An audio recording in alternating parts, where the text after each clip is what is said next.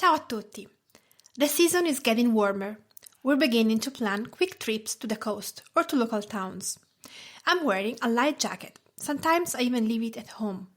My hands are no more tucked into my pockets in search of some warmth. Spring is here, well, most of the days, and with it came the time of long walks along my favorite country roads, of some foraging in search of herbs for a salad, and of the first gelato, eaten in my favorite gelateria. Well, this was what I had planned to say when I wrote this episode. Then in the meantime, the weather got worse and it seems November more than May now. I'm bringing my jacket with me and often a scarf too. We've been absent for a while, I know, but we're back, and with one of my favorite themes.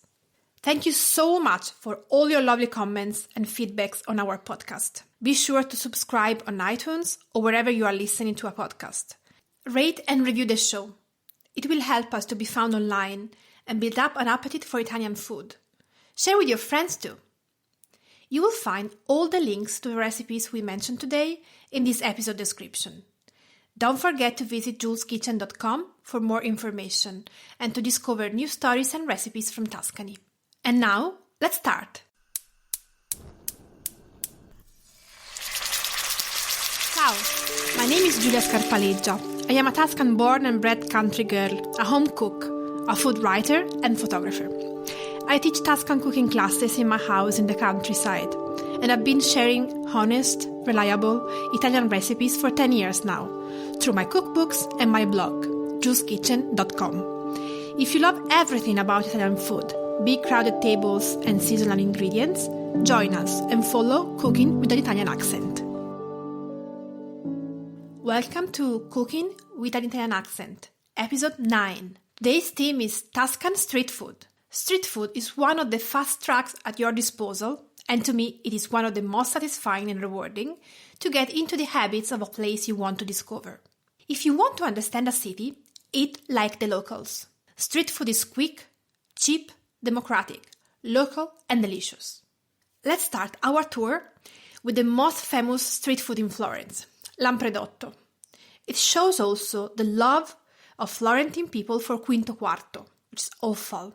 Lampredotto, the fourth stomach of the cow, was so typical of Florence that until a few years ago, the trippai and lampredottai stands used to be located just in the center of Florence, not even outside the city walls.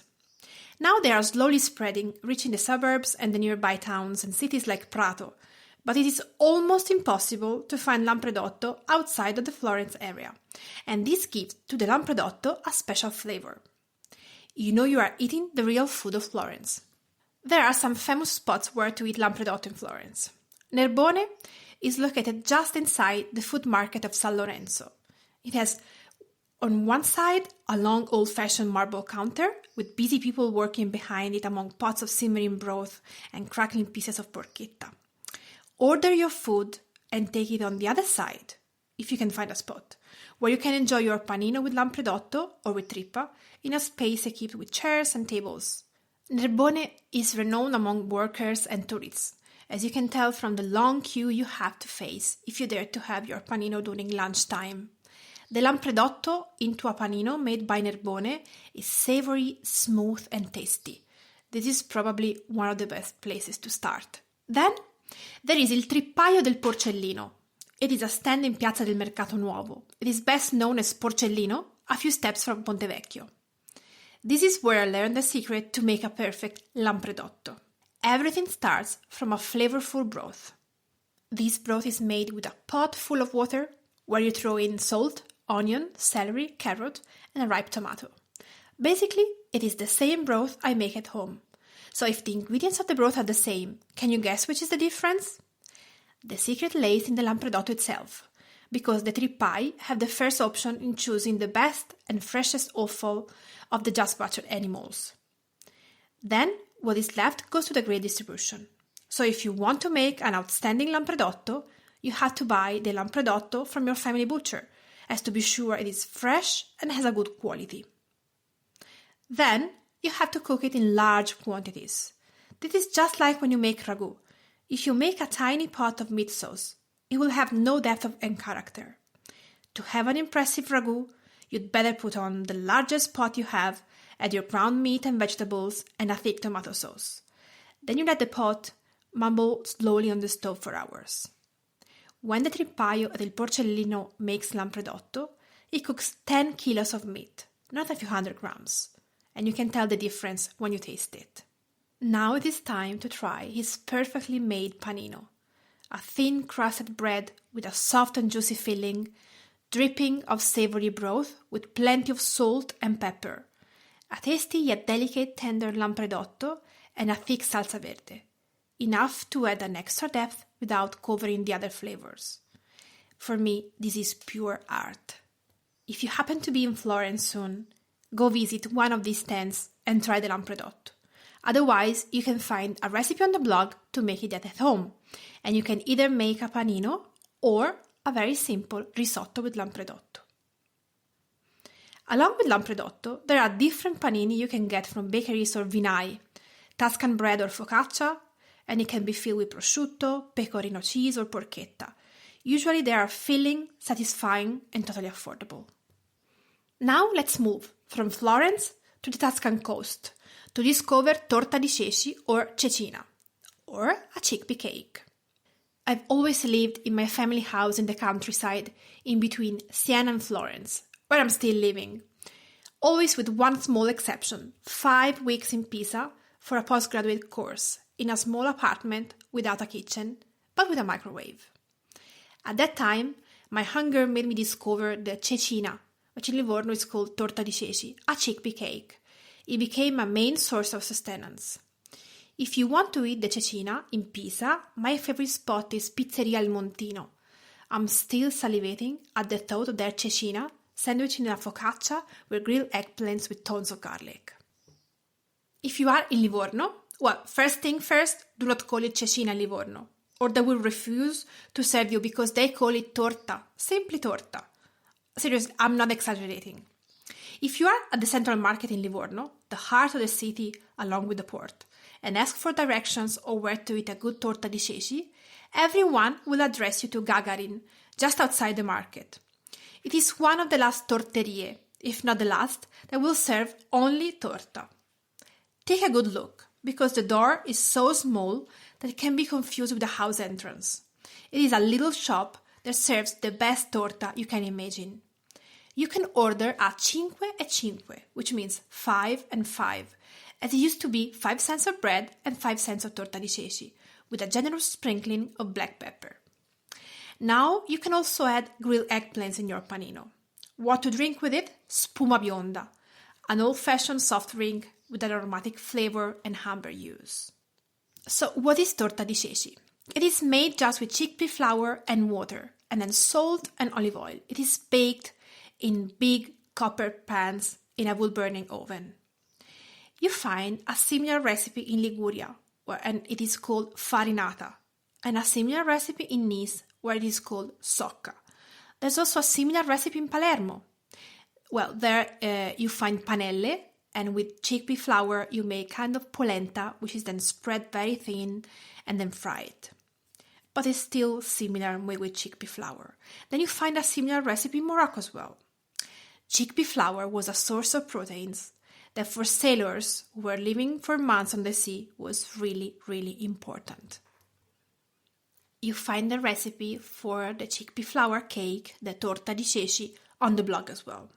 It is a street food, but I like to have the chickpea cake also as an appetizer or often as a main course, as it is almost as a vegan frittata. The texture, when it's baked in the oven, is similar to a frittata, so I like to add vegetables like peppers, onions, zucchini, or even better, zucchini blossoms, and that becomes a main course, very satisfying, light, filling main course. Now, to the third street food of Tuscany, bomboloni and frati. Let's go back to when I was 15 years old. Summer holidays in Maremma with the family, lazy days made of books and comics, beach tennis with my cousin Margherita, huge slices of crisp watermelon, sticky hugs of screen sun and sand with my sister. Claudia was still a child at that time. In the morning, the donut man would pass from bungalow to bungalow on a vintage bike with a huge basket, selling bomboloni, ciambelle, craffen, and cornetti. His call was the best wake-up. My parents would buy us a bombolone alla crema for breakfast. It would come wrapped in a white paper bag, heavy, still warm. Tall maritime pines and brackish hair were the background to that perfect bombolone that I would eat with big bites, hungry for life, bites that turned into smiles covered in sugar. Now, 30 years old, Sunday morning in Florence, breakfast at the bar close to Tommaso's house. A thick, frothy cappuccino, a macchiato, 2 warm bomboloni alla crema piled on a saucer. Our breakfast together, so exceptional as to deserve a trip to the bar as soon as we would wake up, often with our eyes still asleep. The bombolone was the beginning of a day all for us, to invent and to live together. The bomboloni bind with an invisible thread some of the most carefree moments of my life. The unripe teenage years and the sultry Tuscan summers at the beach and the full adult life, overflowing with my love for this man and his city. Bomboloni are not a standard. They are the exception to the rule, a day to celebrate, the holiday you don't want to forget. Bomboloni are an evening with friends that stretches up till the morning, with the sweet memory of bomboloni lingering in your mind as the sugar that sticks to your lips. You can buy bomboloni from stalls at the market or in pastry shops and bakeries. There's often a sign hung outside the shop telling when the bomboloni are ready. Bomboloni are often a midnight snack, one of the best ones. I have quite a new recipe on the blog for bomboloni, even though the best bomboloni are still the one that you can eat when you're at the seaside as a child. But let's go for a moment back to Livorno. Now we're not talking about bomboloni, but a close kind, our donuts, known as frati in Livorno. The Antica Friggitoria is located in the heart of Livorno in Piazza Cavallotti, not far from the historical center and the food market. The specialty here are called frati, soft, sugar-coated donuts that vanish in a few bites, leaving behind sugar-covered lips and an immediate yearning for another. Now, take a close look at these pastries and you'll understand both how they earn their name and how much the Livornese love to joke. Frati means friar, and these donuts resembles a monk's tonsure. The fourth street food I want to talk about might be my favorite. Well, I know I'm saying it's my favorite every time I mention a new street food, but this is really good. I want to talk about schiacciata. In Tuscany, a warm schiacciata with olive oil is something we worship. There are those who want it soft, with just a drizzle of olive oil, those who prefer it crisp and thin, and those who would gladly drench it in good extra virgin olive oil, those who only bake it on stone, and those who do not survive without it, as a bite of schiacciata is like traveling back in time, when it was a school snack. As a child, we would often cross the entire town of San Gimignano, from Porta San Giovanni, where my grandfather Remigio lived, to Porta San Matteo, and up and down along medieval streets of grey stone, to buy a piece of schiacciata from the Boboli bakery. Still the best I've eaten ever, like the best schiacciata. The schiacciata we would buy at Boboli was thick, with little puddles of olive oil on the golden surface. Just enough to make it softer and grease your chin, with the right amount of salt, which was the perfect balance to a mellow crumb.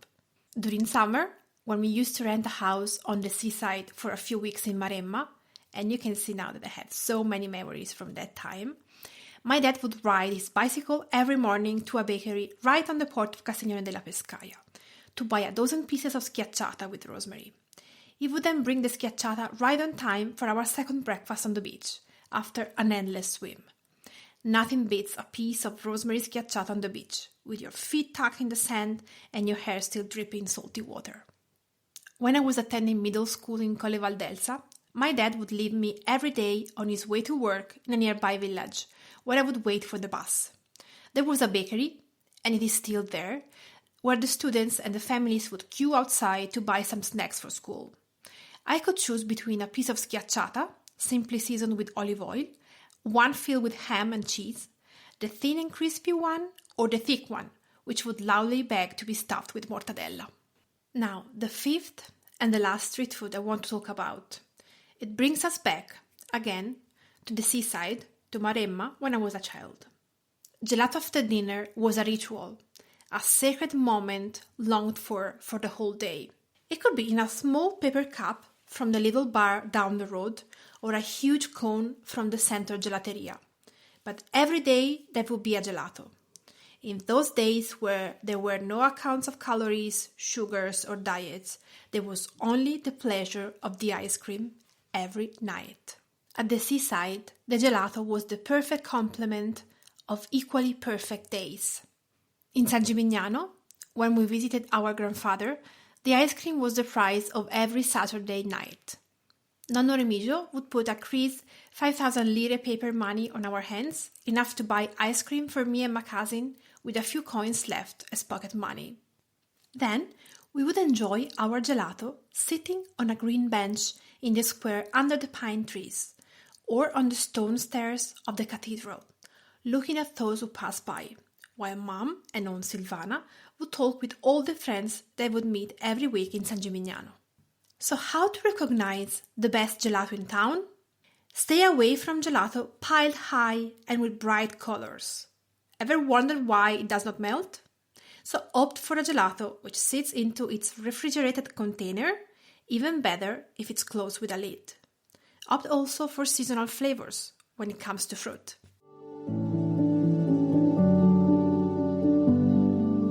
Word of the day. Learn the Italian language of food, word after word. Every year, more than 200 people join our cooking classes. Speaking with them, I made a small dictionary of important words and pronunciations that can help you navigate through the immense world of Italian food. So, if you love Italian language as much as you love Italian cooking, these are a few words that can be useful for you.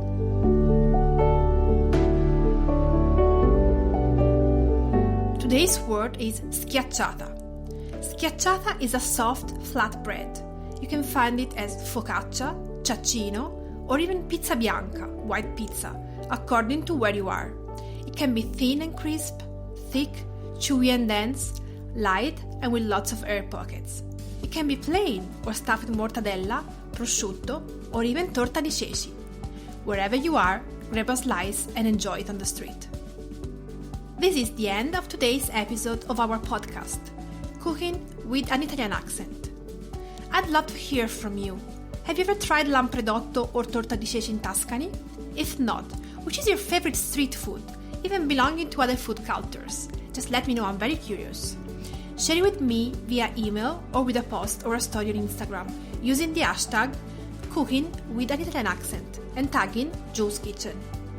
If you have questions about Italian Tuscan cooking, just email me at jules@julskitchen.com or join our Facebook group Cooking with Juls Kitchen.